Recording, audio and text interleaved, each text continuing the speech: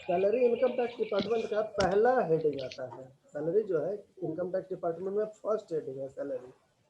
Income from salary, salary head जो है वो इनकम टैक्स डिपार्टमेंट का फर्स्ट हेड है। बहुत ही इंपॉर्टेंट हेड है, क्योंकि भारतवर्ष में अगर सबसे ईमानदारी से अगर कोई डिपार्टमेंट को टैक्स मिलता है, एक मिनट,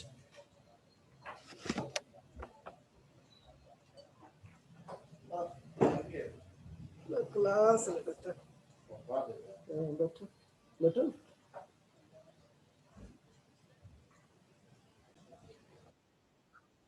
भारत में अगर सबसे ज्यादा किसी डिपार्टमेंट को टैक्स अगर मिलता है तो वो मिलता है सैलरी होल्डर पर्सन से। सैलरी होल्डर पर्सन ही एक ऐसा पर्सन है जहां पर सबसे ज्यादा ईमानदारी से टैक्स पेमेंट होता है। क्योंकि यहाँ टैक्स पेमेंट करने की बात नहीं होती है, यहाँ पर बात क्या होती है, आपका टैक्स काट लिया जाता है आपके सैलरी से, तो आपको पेमेंट करने का ऑप्शन मिला कहाँ। जितने भी सैलरी होल्डर पर्सन है उसके एम्प्लॉयर को ये कहा जाता है, एक टैन नंबर दिया जाता है, TAN टैन नंबर दिया जाता है NSDL डिपार्टमेंट की ओर से, जहाँ पर यह कह दिया जाता है कि आपको अपने कर्मचारी का टैक्स काट कर और आपको TDS डिपार्टमेंट में जमा कर देना। उसके बाद वो आदमी अपना रिटर्न फाइल करेगा, तो रिटर्न फाइल में एक्चुअल जो उसका इनकम है वो टोटल शो करेगा, और जितना रुपया उसका जमा है वो उसका माइनस हो जाएगा। बाकी पैसा या तो टैक्स उसको देना पड़ेगा या इनकम टैक्स डिपार्टमेंट उसको भरेगी, वापस दे देगी टैक्स। तो ये अपॉर्चुनिटी होता है सैलरी में टैक्स का कैलकुलेशन करने में, कि वहाँ पर टैक्स सैलरी होल्डर पर्सन को बहुत कम देने का चांसेस है। उसका एम्प्लॉयर ही सैलरी से उसका टैक्स काट कर और सरकार के इनकम टैक्स डिपार्टमेंट के NSDL डिपार्टमेंट में जमा कर देता है, और वहाँ पर उसको टैक्स एक तरह से क्रेडिट जमा कर रख दिया जाता है। फिर इस साल के अंत में जब आप अपना रिटर्न फाइल करेंगे तो आप उसमें शो करेंगे कि टोटल आपका कितना इनकम हुआ, सैलरी से कितना हुआ, अदर सोर्सेस से कितना हुआ, या अन्य हेड से कितना हुआ, और उस पर कितना रुपया आपका टैक्स कैलकुलेट हुआ, और उस टैक्स के अनुसार से जो आपका जमा टैक्स है वो उसमें से डिडक्ट हो जाएगा। डिफरेंस होगा तो आपको देना पड़ेगा, और अगर कहीं आपका ज़्यादा जमा है तो इनकम टैक्स डिपार्टमेंट आपके अकाउंट में वापस कर देंगे। तो ये हो गया सैलरी डिपार्टमेंट में टैक्स का प्रोसेस। अब टैक्स का प्रोसेस है तो इसमें सैलरी डिपार्टमेंट में कुछ वर्ड है जो वर्ड को इंपॉर्टेंटली आपको ध्यान देना पड़ेगा। सबसे पहले इसमें वर्ड आता है सैलरी, कि सैलरी कहते किसको है।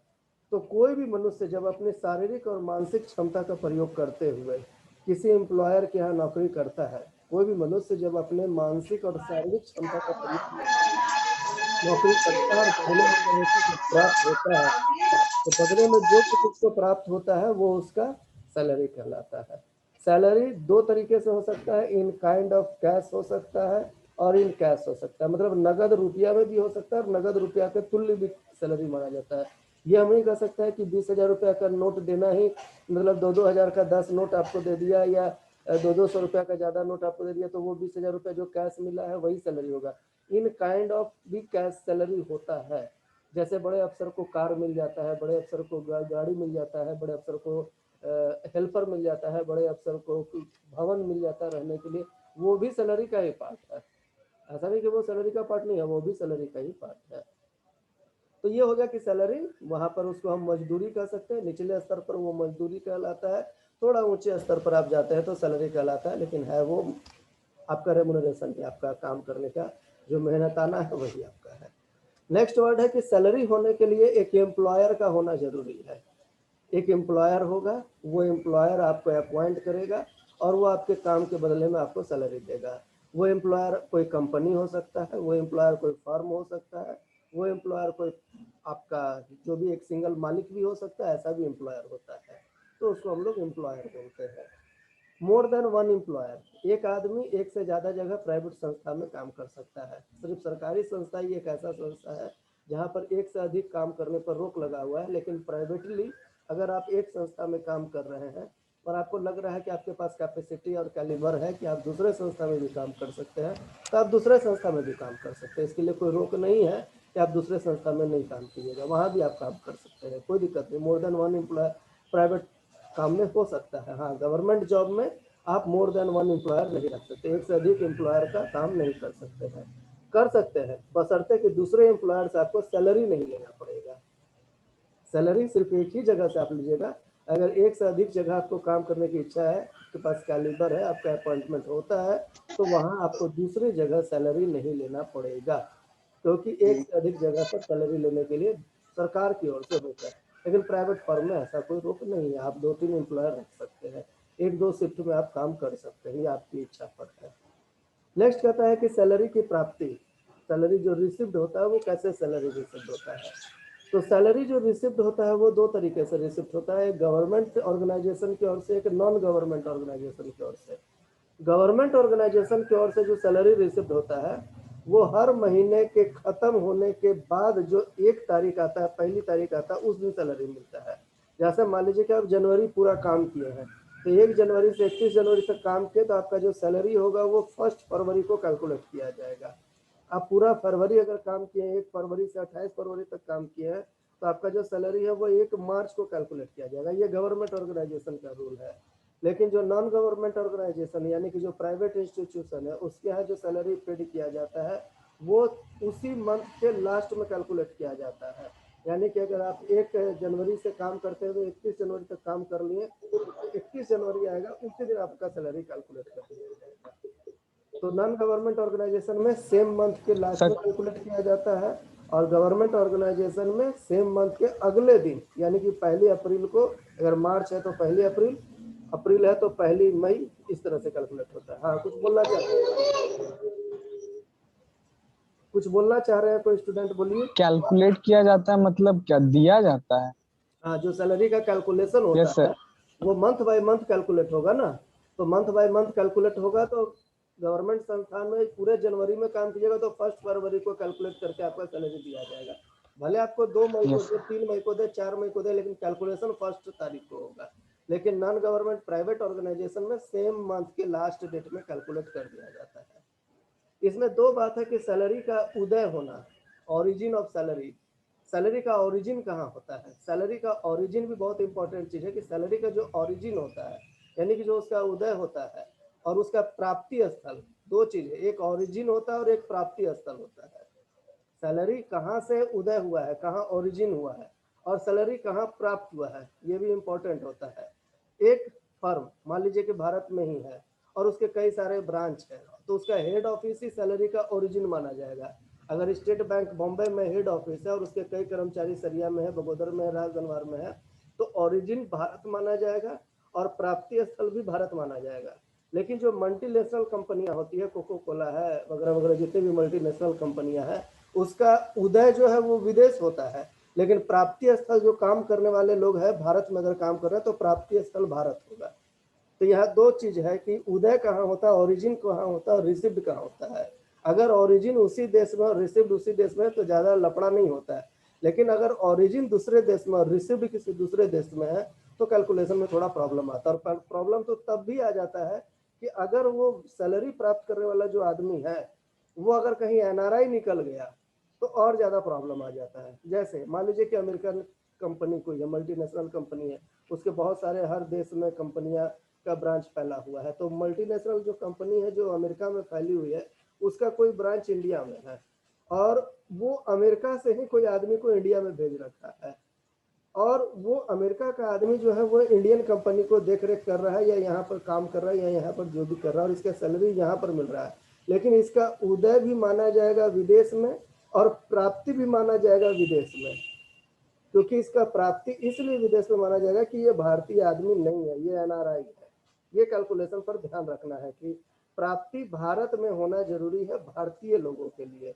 विदेशी कंपनी अगर यहाँ पर प्राप्त कर रहा है पैसा, उसका कर्मचारी विदेश से वो भेजा हुआ कर्मचारी है, तो उसका उदय भी विदेश में होगा।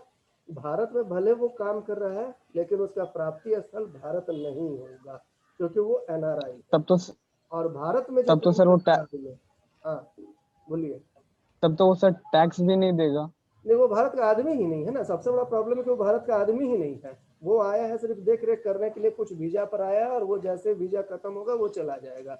1 आध महीना के लिए उसको भेजा गया है और 1 आध महीना का उसको सैलरी दिया गया। लेकिन जो भारत का आदमी है वो multinational company, Coca Cola company का कोई कर्मचारी भारत का है और भारत में काम कर रहा है, परमानेंटली यहाँ पर सर्वाइव कर रहा है, लिविंग है, परिवार है उसका, उसके पूर्वज भी रह चुके हैं, तो वैसी स्थिति में उसका रिसिप्ट जो है वो भारत में माना जाएगा। तो ये देखना पड़ता है कि वेतन जो अर्जित होता है उसका स्थान कहाँ है। वेतन जो अर्न होता है उसका प्लेस क्या है, वो प्लेस आदमी और जगह दोनों पर कैलकुलेट करना पड़ता है। नेक्स्ट चीज है एम्प्लॉयर और एम्प्लॉय का रिलेशन। सैलरी जब भी कैलकुलेट किया जाता है तो उसमें एक एम्प्लॉयर का और एक एम्प्लॉय का होना जरूरी है। अगर एम्प्लॉयर और एम्प्लॉय नहीं है तो वहां पर सैलरी नहीं होगा। जैसा कि आपको इनकम फ्रॉम अदर सोर्सेस में बताया गया था, याद कीजिए कि कोई भी एमपी, भारत का कोई भी एमपी और भारत का कोई भी एमएलए जिसको सैलरी मिलता है उसका सैलरी सैलरी चैप्टर में टैक्सेबल नहीं है। भारत में कोई भी एमपी या किसी भी राज्य का कोई भी एमएलए जिसको सैलरी मिलता है भारत में, उसका सैलरी चैप्टर में टैक्सेबल नहीं है, वो अदर सोर्सेस चैप्टर में टैक्सेबल है। क्यों टैक्सेबल है अदर सोर्सेस में? क्योंकि वो जो सैलरी है वहां पर एमपी और एमएलए का कोई एम्प्लॉयर नहीं है, कोई उसका मालिक नहीं है। जब उसका कोई मालिक नहीं होगा तो सैलरी नहीं होगा, क्योंकि सैलरी चैप्टर में सैलरी उसी को माना जाता है जिसका एम्प्लॉयर होता है और वो किसी का कर्मचारी होता है। तो एमपी और एमएलए को सैलरी तो मिलता है लेकिन उसका कोई एम्प्लॉयर नहीं होता है, कोई उसका मालिक नहीं होता है और वो किसी का कर्मचारी नहीं होता है, वो किसी का एम्प्लॉय नहीं होता है। इसलिए एमपी और एमएलए की सैलरी को एक्सेप्ट रख दिया गया इस चैप्टर में, अपवाद में रख दिया गया है, और बाकी जो भी मालिक से मिलता है सैलरी वो सब इसमें जोड़ा जाता है। नेक्स्ट है पार्टनर का सैलरी। कोई पार्टनरशिप चैप्टर हम लोग पढ़े थे तो याद कीजिए, वहाँ पर कोई पार्टनर अगर एक्स्ट्रा काम करता है तो पार्टनर उसको सैलरी देता है, फर्म उसको सैलरी देता है।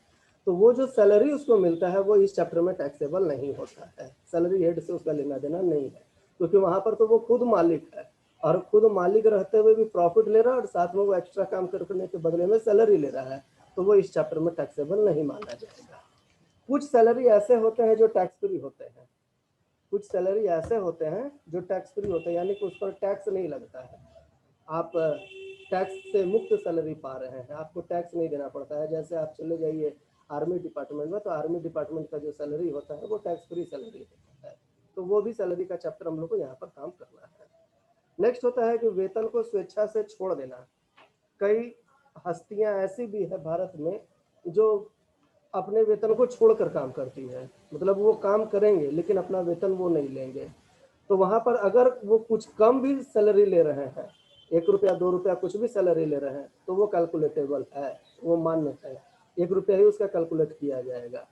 पूर्णतः स्वेच्छा से आप नहीं त्याग सकते, पूर्णतः मुफ्त में आप काम नहीं कर सकते हैं, क्योंकि याद कीजिए अधिकार और कर्तव्य दोनों में होता है एक साथ में।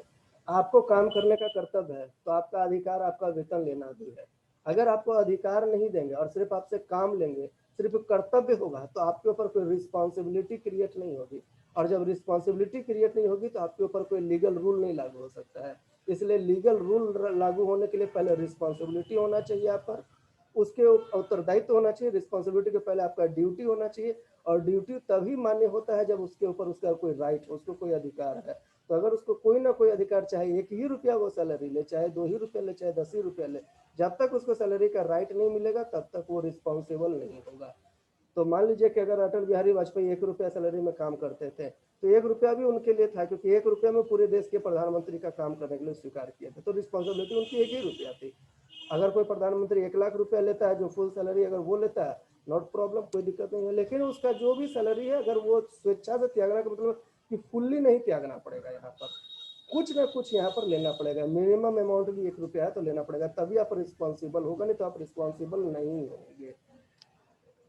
नेक्स्ट है अवकाश ग्रहण करने पर प्राप्तियां। बहुत बार क्या होता है कि लोग काम करते हैं और काम करने के बाद रिटायर हो जाते हैं, और जब रिटायर हो जाते हैं तो रिटायरमेंट के बाद उनको कुछ पैसा मिलता है, पेंशन मिलता है, ग्रेचुटी मिलता है, प्रोविडेंट फंड मिलता है, तो वो सब भी सैलरी से ही कटा हुआ पार्ट माना जाता है। बस अंतर ये है कि जब तक आप नौकरी कर रहे हैं तो आपको बेसिक सैलरी, डीए वगैरह वगैरह मिल रहा है, और जब आप रिटायर कर गए हैं तो रिटायर करने के बाद बहुत सारा आपको जो कटा हुआ पैसा था, पीएफ के रूप में कटा हुआ था, ग्रेचुटी का पैसा रखा हुआ था, पेंशन का पैसा रखा हुआ था। खैर अब तो पेंशन 2004 से बंद हो गया कि 2004 के बाद अगर कोई अपॉइंटमेंट होगा तो उसका पेंशन बंद हो जाएगा, लेकिन उसके पहले का कोई अपॉइंटेड पर्सन होगा तो उसको मिलेगा पेंशन, तो वो सब अब धीरे धीरे बंद कर दिया जा रहा है। नेक्स्ट होता है कि एम्प्लॉयर के द्वारा कुछ डिडक्शंस किए जाते हैं। एम्प्लॉयर कई बार आपके सैलरी से कुछ पैसा काटता है, जस्ट लाइक आपका पीएफ का पैसा काटता है। पीएफ मतलब प्रोविडेंट फंड का पैसा काटता है कि अगर आपका सैलरी मान लीजिए कि 10,000 है तो 12% आपका एम्प्लॉयर आपके सैलरी से काट लेगा, 1,200 रुपया काट लेगा, और ठीक वही 1,200 रुपया एम्प्लॉयर अपने पैकेट से, यानी कि एम्प्लॉयर जो भी है, आपका कंपनी हो, आपका फर्म हो, आपका जो भी एम्प्लॉयर है, वो 1200 रुपया और, मतलब आपका सैलरी से 1200 कटा और 1200 रुपया और अपना एम्प्लॉयर अपने तरफ से टोटल 2400 रुपया आपके अकाउंट में जमा कर देगा। एक ईपीएफ डिपार्टमेंट होता है, एम्प्लॉय प्रोविडेंट फंड, ये मिनिस्ट्री ऑफ लेबर डिपार्टमेंट के तहत आता है, श्रम मंत्रालय के तहत आता है ईपीएफ, एम्प्लॉय प्रोविडेंट फंड। वहाँ पर ये पैसा जमा करना पड़ता है। और जब आप रिटायर कर जाते हैं तो वहाँ से दो तरह का पैसा मिलता है, एक पेंशन फंड मिलता है, और अगर आप एक लमसम अमाउंट लेना चाहते हैं तो लमसम अमाउंट भी ले सकते हैं। अभी कोरोना पीरियड में ईपीएफ डिपार्टमेंट ये फैसिलिटी दिया है कि अगर कोई कर्मचारी की डेथ हो जाती है तो उसके जो नॉमिनी है उसको 2.5 लाख रुपया तक फैसिलिटी दिया गया है कि 2.5 लाख रुपया तक उसको जमा पैसा में से निकालने का पावर दिया जाता है।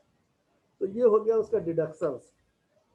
कई बार होता है कि कर्मचारी और उसके उत्तराधिकारी को भी भुगतान करना पड़ता है। उत्तराधिकारी को तभी भुगतान करना पड़ता है जब आप उसको नॉमिनी अपॉइंट करके जाते हैं, क्योंकि कई कर्मचारी जब नौकरी के दौरान अगर मृत्यु को प्राप्त कर लेता है तो उसके कई सारे लोग दावेदार खड़े हो जाते हैं। कई बार नॉर्मल दशाओं में उनकी पत्नियां दावेदार होती है, उनके पुत्र दावेदार होते हैं, उनकी पुत्री दावेदार होती है, लेकिन ये नॉमिनी पहले उसको तय कर लेना पड़ता है कि आपके मृत्यु के बाद आपके पैसे का हकदार कौन होगा, उत्तरदायी कौन होगा, नॉमिनी कौन होगा, वो पहले उसको नौकरी में तय कर लेना पड़ता है। नेक्स्ट वर्ड है फैमिली पेंशन। फैमिली पेंशन तब मिलता है जब कोई कर्मचारी अगर नौकरी के दौरान मृत्यु को प्राप्त कर लेता है तो उसके परिवार की जो उसकी पत्नी होती है उसको फैमिली पेंशन दिया जाता है। इसमें एक वर्ड आता है सैलरी स्केल, ये बहुत टिपिकल वर्ड है, सैलरी स्केल, याद रखिएगा, सैलरी स्केल। कभी आप लोग कोई नौकरी का वैकेंसी का फॉर्म भरे हैं क्या? आप लोग कभी किसी ने भरा है ऐसा फॉर्म नौकरी का? नहीं भरे हैं। कभी आप लोग वो देखे हैं जब न्यूज़पेपर में आता है कोई भी एम्प्लॉयमेंट अपॉर्चुनिटी के लिए वैकेंसी आता है, एडवर्टीजमेंट आता है, तो उसमें एक सैलरी स्केल दिया हुआ रहता है। सैलरी स्केल देखिएगा कैसे लिखा हुआ रहेगा, 8000, फिर डैश दे के लिखा हुआ रहेगा 200, फिर डैश दे के लिखा हुआ रहेगा 10,000, फिर डैश दे के लिखा हुआ रहेगा 500, फिर डैश दे के लिखा हुआ रहेगा 15,000। That is called salary scale, इसी को कहते हैं सैलरी स्केल। अब ये 8000, 200, 10,000, 500, 15,000 ये क्या हुआ? इसका मतलब ये हुआ कि आपका अपॉइंटमेंट जो है वो 10,000 रुपये पर होगा, सर्टेन पीरियड, एक लिमिटेड पीरियड होगा, 3 साल 2 साल, हर फर्म का अलग अलग होता है। उतना साल के बाद आपको प्रति वर्ष 200 रुपये इंक्रीमेंट मिलेगा। वो जो 200 लिखा हुआ है इसका मतलब कि प्रति वर्ष आपको 200 इंक्रीमेंट मिलेगा, और वो 200 इंक्रीमेंट तब तक मिलेगा जब तक आपकी सैलरी 10,000 तक ना पहुंच जाए। यानी 8,000 पर आपकी नौकरी लगी, 200 रुपये आपको हर साल इंक्रीमेंट मिला, ये 200 रुपया हर साल इंक्रीमेंट मिलता जाएगा तब तक जब तक कि आपका सैलरी 10,000 रुपया तक नहीं पहुंच जाए। जैसे आपका सैलरी 10,000 पर पहुंच जाएगा आप उस संस्था के कुछ सीनियर एम्प्लॉय में गिनती गिने जाएंगे, और जब सीनियर एम्प्लॉय में गिनती गिने जाएंगे तो वहां पर क्या होगा कि जैसे ही सीनियर एम्प्लॉय में आप गिनती गिने जाएंगे तो आपका सैलरी थोड़ा सा और ज़्यादा रेट से बढ़ने लगेगा। यानी कि जो आपका सैलरी 200 रुपये बढ़ रहा था वो आपका सैलरी 500 रुपये बढ़ने लगा, और ये 500 रुपया तब तक बढ़ेगा जब तक आपका सैलरी 15,000 रुपया नहीं हो जाए। जैसे ही आपका सैलरी 15,000 हो जाएगा फिर वही 15,000 15,000 15,000 आपको मिलता रहेगा। That is called salary scale. कभी विज्ञापन निकलता है तो उसमें देखिएगा ऐसा कुछ लिखा हुआ रहता है, सैलरी स्केल नीचे लिखा हुआ रहता है। तो ये हो गया सैलरी में कुछ इंपॉर्टेंट वर्ड। आपको ये भी बता दिया गया कि गवर्नमेंट ऑर्गेनाइजेशन में कैसे सैलरी मिलता है और नॉन गवर्नमेंट ऑर्गेनाइजेशन में कैसे सैलरी मिलता है। कुछ सैलरी ऐसा भी होता है जिस पर टैक्स नहीं लगता है, जैसे आपको बताया गया यूएनओ, संयुक्त राष्ट्र संघ के द्वारा अगर कोई सैलरी मिलता है तो वो भारत में टैक्सेबल नहीं है, पूरे देश में कहीं भी टैक्सेबल नहीं, यूएनओ से अगर कोई भी मिलता है तो। चलिए इसमें अब इम्पोर्टेंट एक वर्ड आ रहा है, एक मिनट।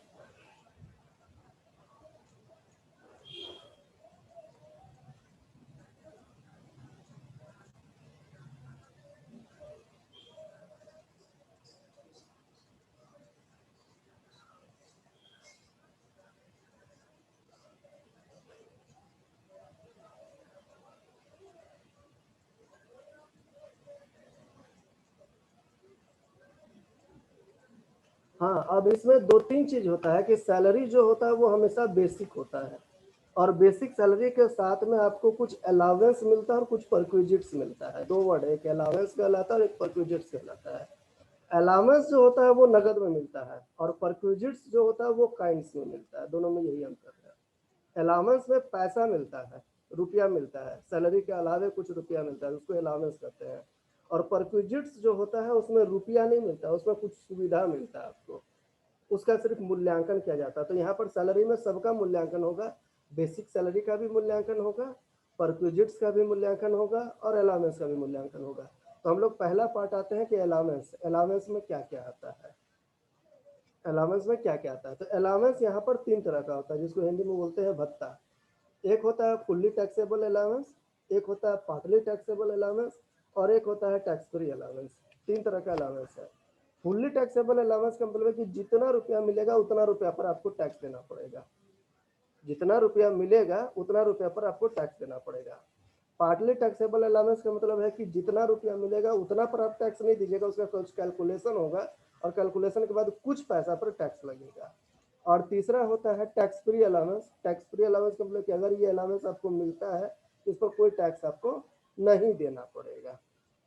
तो 3 तरह का हो गया, फुल्ली टैक्सेबल यानी जितना मिला उतना पर टैक्स, पार्टली टैक्सेबल यानी कि थोड़ा पैसा पर टैक्स, वो कैलकुलेशन होगा, और एक हो गया टैक्स फ्री अलाउंस जिस पर टैक्स नहीं लगेगा। तो ये पहला और तीसरा जो है ये तो बहुत आसान है। पहला का मतलब फुल्ली टैक्सेबल, जितना मिला फुल पर टैक्स, अगर 10,000 मिला तो 10,000 पर टैक्स, 2,000 मिला तो 2,000 पर टैक्स। तीसरा भी आसान है और उससे ज़्यादा कि ये टैक्स फ्री, मतलब इसको कोई ध्यान ही नहीं देना, इस पर कोई कैलकुलेशन ही नहीं है। लेकिन जो बीच वाला है पार्टली टैक्सेबल, इसका कैलकुलेशन हम लोग को सीखना पड़ेगा। तो उसका कैलकुलेशन कैसे किया जाता है, इसका कैलकुलेशन हम लोग सीखेंगे। अभी हम लोग सबसे पहले आते हैं फुली टैक्सेबल अलाउंस में कि फुली टैक्सेबल अलाउंस में क्या क्या आता है। फुली टैक्सेबल अलाउंस में सबसे पहले आता है डियरनेस अलाउंस, डीए। हमेशा वर्ड सुनते होंगे, अखबार में आता होगा डीए। डीए का मतलब होता है डियरनेस अलाउंस। डियरनेस अलाउंस का मतलब होता है महंगाई भत्ता। ज्यो ज्यो महंगाई बढ़ता है त्यों तो ये भत्ता भी बढ़ता जाता है। मान लीजिए कि आपकी नौकरी 2010 में, मान लीजिए आपकी नौकरी 2010 में 8,000 रुपये पर लगी, अभी सरसों तेल या कोई भी चीज का दाम देखिए कि बढ़ गया, तो 8,000 रुपये आपको वेतन मिल रहा था और वस्तु का खाद्यान्न का दाम बढ़ गया, तो 8,000 में क्या आपका गुजर बसर हो जाएगा? नहीं होगा, गुजर बसर हो पाना मुश्किल है। तो ज्यो ज्यो इन्फ्लेशन बढ़ता है त्यों त्यों डीए भी बढ़ता है। सरकार का ये रूल है कि वो बाजार के इन्फ्लेशन को देखकर अपना डीए बढ़ाती है। अगर कोई चीज का दाम धीरे धीरे मार्केट में सस्ता होता जा रहा है, खाद्यान्न वस्तु का दाम अगर सस्ता होता जा रहा है, तो वहां पर डीए को भी फिर वो कम कर देती है। कभी 100% डीए दे देती है, यानी कि अगर 8,000 सैलरी है तो 8,000 आपको डीए दे देगी। कभी 50% डीए देगी, यानी 8,000 सैलरी है तो 4,000 अलग से डीए दे देगी। तो वो डीए कहलाता है, ये फुली टैक्सेबल है। अब डियरनेस अलाउंस में 2 पार्ट है, एक पार्ट कहलाता है डियरनेस अलाउंस और एक पार्ट कहलाता है डियरनेस पे। ध्यान दीजिएगा, एक डियरनेस अलाउंस होता है और एक डियरनेस पे होता है। डियरनेस अलाउंस का मतलब होता है महंगाई भत्ता और डियरनेस पे का मतलब होता है महंगाई वेतन। दोनों है तो एक ही चीज, लेकिन थोड़ा सा अंतर है। डियरनेस अलाउंस सेवा की शर्त में हो भी सकता है और सेवा की शर्त में नहीं भी हो सकता है, लेकिन डियरनेस पे जो होता है वो हमेशा सेवा की शर्त में होता है। डियरनेस पे जो होगा वो सेवा की शर्त में होगा, मतलब आपका एम्प्लॉयर आपको देगा ही देगा। और डियरनेस अलाउंस दे भी सकता है, नहीं भी दे सकता है, कोई गारंटी नहीं है। लेकिन डियरनेस पे always in the terms of salary होता है, in the terms of service agreement पर होता है। ये हो गया फुली टैक्सेबल। दूसरा होता है सिटी कंपनसेंट्री अलाउंस। सिटी कंपनसेंट्री अलाउंस नगर क्षतिपूरक भत्ता है। अगर आपका नौकरी लगा है सरिया में और अगर आपका नौकरी लगा है लद्दाख में, तो दोनों जगह में अंतर है। अगर आपका नौकरी लगा है झारखंड में ही, हम बता देते हैं 2-3 शहर अलग अलग आपको बता देते हैं। अगर आपका नौकरी जमशेदपुर में है और अगर आपका सरिया में है तो भी अंतर है। एक लद्दाख और एक सरिया, कहीं से कैलकुलेशन करके देखिए कुछ अंतर है कि नहीं है। और एक जमशेदपुर और एक सरिया, उसको भी कैलकुलेशन करके देखिए कि कुछ अंतर है कि नहीं है। अगर जमशेदपुर में आपकी नौकरी लगती है तो वहाँ पर लिविंग कॉस्ट जो है वो ज़्यादा है, वहाँ पर जीने में खर्चा आपको ज़्यादा लगेगा।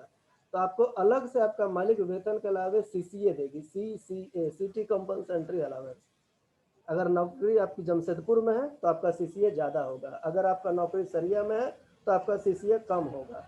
अगर आपका नौकरी धनबाद में है तो जमशेदपुर और सरिया के बीच वाला आपको सीसीए दिया जाएगा, क्योंकि धनबाद उतना ज़्यादा खर्चीला नहीं है जितना ज़्यादा जमशेदपुर खर्चीला है। तो ज्यों ज्यों सिटी बाई सिटी आप बढ़ते जाएंगे त्यों त्यों आपका खर्चा का स्तर भी बढ़ेगा, और जब खर्चा का स्तर बढ़ेगा तो सैलरी तो आपका फिक्स है, सैलरी तो नहीं बढ़ा, लेकिन आपका खर्चा वहां पर बढ़ेगा, क्योंकि जमशेदपुर का हर चीज महंगा मिलता है। उससे सस्ता थोड़ा धनबाद में मिलेगा, उससे सस्ता थोड़ा सरिया में मिलेगा। तो सरिया में से सीए कम मिलेगा, धनबाद में उससे थोड़ा ज्यादा मिलेगा, और जमशेदपुर में अगर आपकी नौकरी होगी तो उससे ज्यादा मिलेगा। ये भी फुली टैक्सेबल है। नेक्स्ट होता है फिक्स्ड टिफिन अलाउंस। कई बार कर्मचारी को सुबह में काम करने के लिए जाना पड़ता है, 8 बजे 7 बजे 9 बजे जाना पड़ता है। तो उस समय एक्चुअली में टिफिन करने का टाइम होता है, तो टिफिन नहीं कर पाए और आपके एम्प्लॉयर के यहाँ ड्यूटी करने चले गए, तो एम्प्लॉयर आपको टिफिन अलाउंस देगा।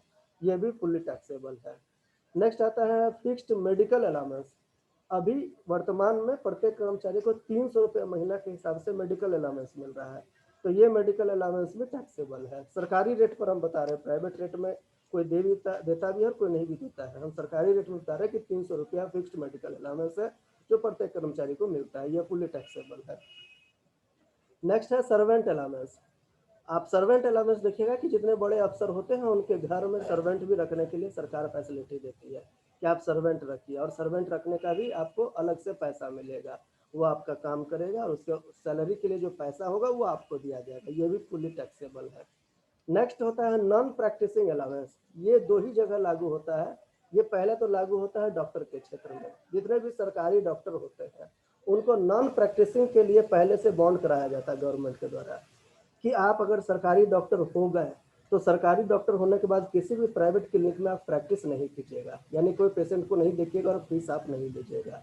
अगर आप फीस लेते हुए पाए गए और प्रैक्टिस करते हुए पाए गए तो आप पर कार्रवाई होगी, और अगर ज़्यादा गंभीर कार्रवाई हुआ तो नौकरी से भी आपको हटा दिया जाएगा। लेकिन सरकारी कर्मचारी को उस काम को नहीं करने दिया जा रहा है। सरकारी कर्मचारी की तो ड्यूटी नियम था 8 घंटे की है। परिस्थिति अगर बदला तो 10 घंटा 12 घंटा होता है, लेकिन 8 घंटे के बाद अगर वो बैठा हुआ है और उसके पास अपॉर्चुनिटी था कि वो प्राइवेट क्लिनिक में इलाज कर सकता था और नहीं अगर कर रहा है, तो वैसी स्थिति में उसको नॉन प्रैक्टिसिंग अलाउंस मिलता है कि आपको नहीं कहीं प्रैक्टिस करना, उसके बदले में आपको जो पैसा मिल रहा है उसे कहते हैं नॉन प्रैक्टिसिंग अलाउंस। ये भी फुल्ली टैक्सेबल है। नेक्स्ट होता है पर्वतीय भत्ता, हिल एरिया अलाउंस। अभी आपको एक एग्जांपल बताए थे कि अगर सरिया में नौकरी है या अगर आपका लद्दाख में नौकरी है, तो सरिया में जीने में खर्च कम है, लद्दाख में जीने में खर्चा ज़्यादा है, और वहाँ पर अगर आपकी नौकरी लग जाती है तो आपको ज़्यादा पैसा मिलेगा। That is called hill area allowance. वो भी फुल्ली टैक्सेबल है। नेक्स्ट होता है वार्डन और प्रॉक्टर अलाउंस। ये स्कूल के हॉस्टल में लागू होता है, जहाँ पर किसी टीचर को प्रॉक्टर बना दिया जाता है, वार्डन बना दिया जाता है, जिसकी जिम्मेवारी होती है कि वो हॉस्टल को देख रेख करेगा, और उसको देख रेख करने के बदले में अलग से पैसा मिलता है अपना बेसिक सैलरी के अलावा, क्योंकि उसका मूल काम के अलावे वो काम है। मूल काम तो पढ़ाना था, लेकिन उसको वार्डन बना दिया गया, और उसके बदले में जो पैसा मिलता है वो भी फुल्ली टैक्सेबल है। नेक्स्ट होता है डेपुटेशन अलाउंस। कई बार क्या होता है बैंकों वगैरह में, आप ध्यान से देखिएगा कि डेपुटेशन कर दिया गया, आप सरिया ब्रांच के कर्मचारी है, बगल वाले ब्रांच में आदमी नहीं है, या वो कहीं चला गया है, या उसकी तबीयत खराब हो गई है, वहाँ पर आदमी का जरूरत है, तो आपको डिप्यूट कर दिया गया कि थोड़ा सा आप 4 दिन या 5 दिन या 1 महीना के लिए आप चले जाइए वहाँ पर, और वहाँ पर आप थोड़ा सा काम देख लीजिए। तो वो आपको डेपुटेशन करता है, और वो डेपुटेशन करने के बदले में आपको पैसा देता है, तो वो भी फुल्ली टैक्सेबल है। तो ये जितना भी हम लोग बात किए हैं ये सारा फुल्ली टैक्सेबल अलाउंस के तहत आता है। इसके बाद आता है पार्टली टैक्सेबल, और लास्ट में आता है टैक्स फ्री। तो पार्टली टैक्सेबल का तो काफ़ी कैलकुलेशन होगा, उसमें बहुत सारा कैलकुलेशन है, क्योंकि सीखना पड़ेगा। हम सिर्फ आपको लास्ट में टैक्स फ्री वाला बता देते हैं कि किस पर टैक्स नहीं लगता है। सबसे पहले फॉरेन अलाउंस। कोई कर्मचारी ऐसे होते हैं जो बराबर उनको बाहर विदेश जाना पड़ता है, तो उसको अलग से फॉरेन अलाउंस मिलता है, और ये फॉरेन अलाउंस बिल्कुल टैक्स फ्री है। नेक्स्ट होता है हाई कोर्ट और सुप्रीम कोर्ट के जो जज होते हैं उनका एक स्पेशल स्टम्पचरी अलाउंस होता है। हाई कोर्ट और सुप्रीम कोर्ट के जज को अगर आप ध्यान से कभी देखे होंगे, भगवान नहीं करे ऐसा मौका लगे देखने का जज लोग को, लेकिन अगर आप उसका नॉर्मल बिहेवियर को देखिएगा तो वो आम आदमी से नहीं मिलता कभी, उस पर रोक है उसको। क्योंकि आम आदमी से अगर हाई कोर्ट और सुप्रीम कोर्ट का जज अगर मिलने लगेगा तो डिसीजन कभी ना कभी प्रभावित हो जाएगा, और जब डिसीजन प्रभावित हो जाएगा तो वैसी स्थिति में उसको रोक लगाया गया कि आप आम जनता से नहीं मिलिएगा, और उसके लिए उसको अलग से पैसा मिलता है जिस पर उसको टैक्स नहीं देना पड़ता है। और लास्ट थर्ड में आता है यूएनओ, संयुक्त राष्ट्र संघ के द्वारा मिला हुआ जो भी अलाउंस होता है उस पर भी टैक्स नहीं लगता है। तो ये हो गया आपका जो टैक्स फ्री अलाउंस है, और पहले हम लोग पढ़ लिए कि जो फुली टैक्सेबल अलाउंस है। बीच का जो पार्ट है यही में समझना पड़ता है कि जो पार्टली टैक्सेबल होता है, यानी कि जिस पर टैक्स का कैलकुलेशन करना पड़ता है। तो आई विश कि कुछ समझ में आया होगा।